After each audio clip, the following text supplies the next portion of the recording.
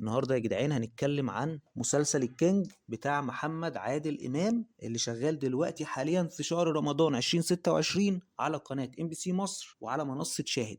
العمل من إنتاج شركة إي بروديوسرز على ما أعتقد، يعني على ما أتذكر، من بطولة محمد عادل إمام، حنان مطاوع، والفنان الكبير حجاج عبد العظيم، والممثلين الشباب زي أحمد كشك، والنجم القدير عمرو عبد الجليل، والفنانة القديرة لبنى ونس، بالإضافة إلى نخبة من النجوم زي ياسر الزنكلوني وياسر عزت، وضيوف شرف تقال زي انتصار وعماد رشاد، ونخبة تانية من النجوم اللي أنا مش متذكرهم بصراحة، وفي برضه ميرنا جميل، وفي كمان برضه مصطفى البنا. نسيت أقول أبرز واحد شارك في المسلسل وهو يعتبر نجم العمل برضه بالإضافة لمحمد عادل إمام، وهو مصطفى خاطر. مصطفى خاطر بيشارك يا جماعة، وبالإضافة كمان إلى الفنان محمد خميس. مش متذكر مين كمان اللي ظهر في الحلقه الاولى، انا ما شفتش على الحلقه الاولى وسمعت التتر اللي على ما اعتقد ان كان بيغني اغنيه التتر هو احمد شيبه، الفنان الكبير احمد شيبه، وكان معاه حد بس انا مش متذكر الصراحه. وطبعا العمل من اخراج المخرجه الكبيره شيرين عادل، اللي كانت قبل كده عملت مسلسل جامد قوي ما خدش حقه، نزل من كذا سنه، نزل في نفس السنه اللي نزل فيها مسلسل هوجن بتاع محمد عادل امام، لكنه كان من بطوله كريم محمود عبد العزيز في اول بطوله مطلقه ليه في عالم الدراما. المخرجه شيرين عادل مخرجه متمكنه وجامده جدا جدا جدا، وبحب الاعمال بتاعتها كلها. الحلقه الاولى كانت كويسه